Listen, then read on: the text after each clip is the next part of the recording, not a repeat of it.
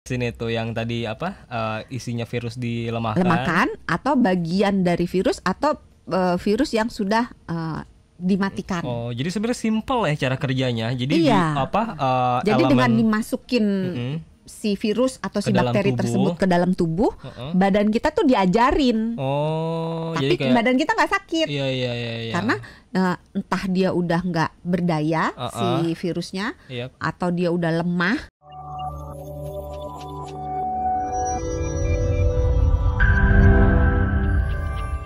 Penting hari ini kita akan ngebahas soal topik yang mungkin erat kaitannya kalau lagi sakit.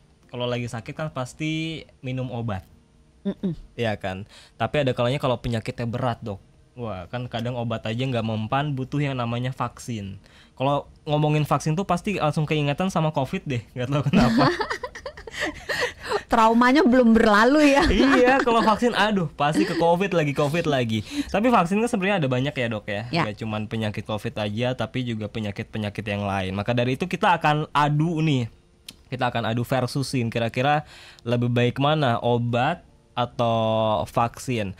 Tapi sebenarnya apa sih, Dok, yang membedakan vaksin nih sama obat dari segi fungsi sama cara kerjanya? Sebenarnya ini dua hal yang berbeda ya. Walaupun sama-sama menyembuhkan, ya kan? Enggak. Oh enggak. Oh kok kalau obat kan udah jelas menyembuhkan kan? Ada sih vaksin menyembuhkan juga sih. Oh tapi tugas utama, fungsi utama vaksin itu sebenarnya apa sih kalau gitu? Pencegahan. Oh pencegahan. Jadi gini, vaksin itu merupakan bagian dari obat. Jadi obat tuh kelompok besar banget. Oh jadi vaksin tuh bagian keluarganya obat. Jadi obat itu ada yang sifatnya mengobati penyakit, kausatif. Jadi misalnya dia sakitnya karena bakteri, dikasih antibiotik. Dia sakitnya karena virus, dikasih antivirus. Itu obat untuk mengobati sumber penyakitnya. Penyakit itu kausatif. Ada juga obat untuk simptomatik. Simptomatik itu artinya mengobati gejalanya yang ada. Misalnya kalau dia batuk dikasih obat batuk, dia pilek dikasih obat pilek, dia demam dikasih obat demam berdasarkan gejalanya. Ada juga obat yang preventif. Nah, preventif ini termasuklah si vaksin. Nah, ada lagi obat untuk diagnostik. Diagnostik ini obat-obat atau zat-zat kimia yang digunakan untuk menegakkan keadilan. Habis menegakkan banget bahasanya. Untuk menentukan apa sih nih penyakitnya sebenarnya. Loh, gitu. Misalnya, jadi nggak tahu nih penyakitnya apa, dikasih obat diagnostik. Kalau pemeriksaan lab misalnya kita mau melihat ususnya bentuknya kayak apa. Terus kita suntikan cairan pewarna dalam tanda kutip untuk melihat bentuknya usus misalnya, atau menyuntikkan cairan untuk melihat pembuluh darah misalnya. Nah, semua yang disuntikan itu termasuk obat untuk diagnostik. Nah, ada juga obat untuk paliatif. Kalau paliatif, waduh, berarti ada 5 nih. Banyak. Ada banyak. Banyak. Yang soalnya paliatif, apa paliatif ini? Paliatif itu obat untuk mengurangi rasa sakit, penderitaan, bisa sakit, bisa gatel, bisa pokoknya mengurangi gejala pada penyakit-penyakit yang sudah sangat serius, yang biasanya dalam tanda kutip ya udah nggak bisa diapa-apain gitu. Jadi untuk menghantar pasien menuju ke titik akhir, diusahakan supaya pasien itu tidak terlalu menderita, dia bisa nyaman, bisa lebih baik kualitas hidupnya sampai di titik akhir. Ini sifatnya lebih ke memanusiakan manusia ya di titik akhir. Kurang lebih gitu. Terus ada juga obat yang untuk suportif.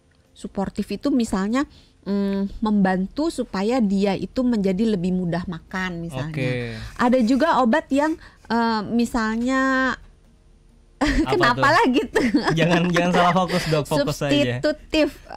Pokoknya menggantikan. Jadi misalnya badan kita nggak bisa bikin insulin, terus dikasih insulin. Ada banyak berarti ya? Banyak. Dan si vaksin itu ini adalah obat yang sifatnya preventif. Jadi masih. Tapi sebenarnya ada 2 sih. Di dalam vaksin itu ada juga yang untuk mengobati juga. Gitu. Kepecah lagi nih. Tadi kan obat preventif. Terus kepecah lagi jadi ada yang vaksin mengobati. Vaksin itu dibagi jadi 2.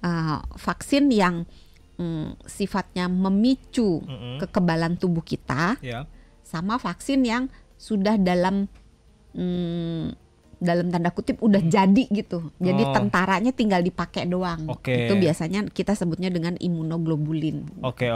Jadi macam-macamnya panjang banget itu. Ini koreksi kalau saya salah ya, Dok, tapi mungkin sebagian orang menganggap vaksin ini sering dianggap sebagai langkah pencegahan yang lebih efektif dibandingkan mengandalkan obat, benar nggak? Ya sebenarnya kan kita mencegah lebih baik daripada mengobati kan ya. Jadi kalau bisa kita nggak sakit, kenapa harus sakit dulu baru minum obat kan? Berarti emang benar kalau ada orang yang menganggap kalau vaksin itu lebih penting daripada obat. Susah juga sih, karena ketika seseorang divaksin itu tidak pasti 100% dia nggak akan kena penyakit itu. Tapi bentar, semua penyakit bisa pakai vaksin nggak? Atau cuma penyakit tertentu enggak juga aja? Sih. Enggak juga, enggak semua penyakit. Karena penyakit yang human metapneumovirus HMPV, yang minggu lalu itu belum ada vaksinnya. Belum ada vaksinnya, cuma ada obat. Iya, obatnya juga belum ada. Obatnya juga belum ada. Iya. Oke, nah, jadi berarti bisa nggak Dokter Santi ini menjelaskan gimana sih proses vaksin itu bekerja gitu? Vaksin itu sebetulnya ada beberapa cara. Jadi kita bisa melalui, jadi grogin di videoin.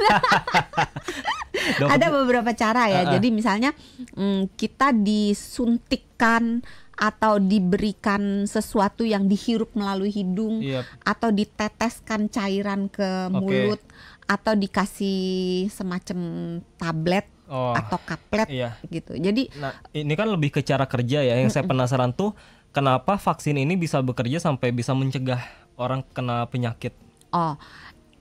Di dalam vaksin itu kita bagi jadi dua. Jadi vaksin yang isinya si virus atau si bakteri yang dilemahkan. Itu kayak vaksin COVID ya kemarin. Iya. Atau isinya yang udah mati.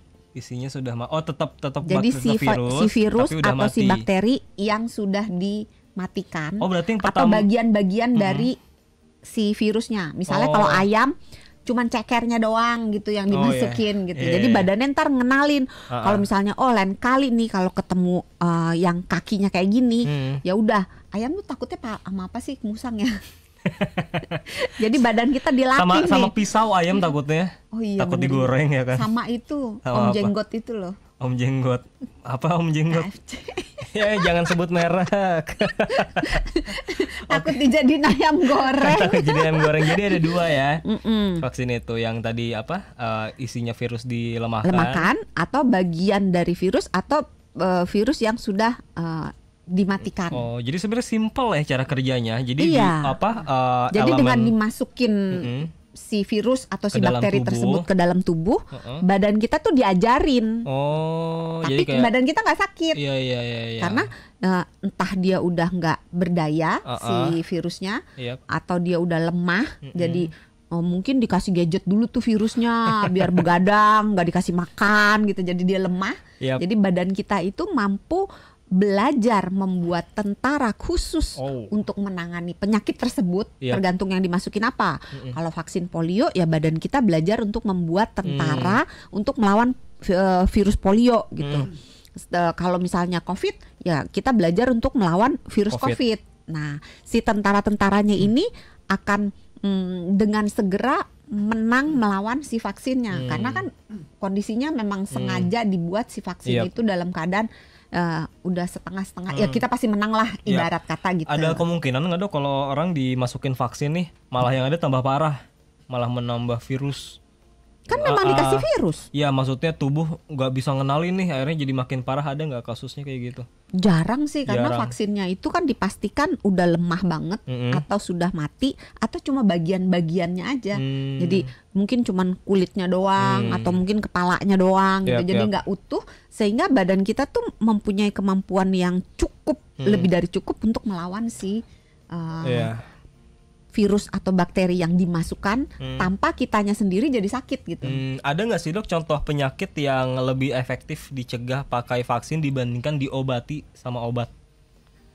Banyak sih rata-rata hampir semua penyakit yang terutama penyakit-penyakit yang sebenarnya ringan, tapi kalau di kelompok rentan, jadi misalnya anak-anak kecil atau orang-orang lansia atau orang-orang yang punya gangguan imun gitu, mereka itu lebih baik nggak sakit vaksin daripada mereka sakit gitu. Karena nggak usah susah-susah deh. Cacar air. Anak kecil tuh, anak sekolah deh misalnya anak SD kalau kena cacar air masih main, lari sana lari sini, masih biasa aja gitu. Tapi kalau udah manula udah lansia kena cacar air nggak bangun itu badannya sakit ini semua. Juga nggak sih dok penyakit flu ya? Ya itu juga bisa flu, ya? Bisa kalau mungkin kalau dia kelompok rentan kena flu bisa jadi pneumonia, jadi radang paru, bisa jadi bronkitis gitu. Yap. Nah kalau misalnya orang dewasa sehat kena flu ya paling cuman hidungnya berair, meriang-meriang, sakit kepala gitu, biasa aja gitu. Jadi tergantung kelompok mana.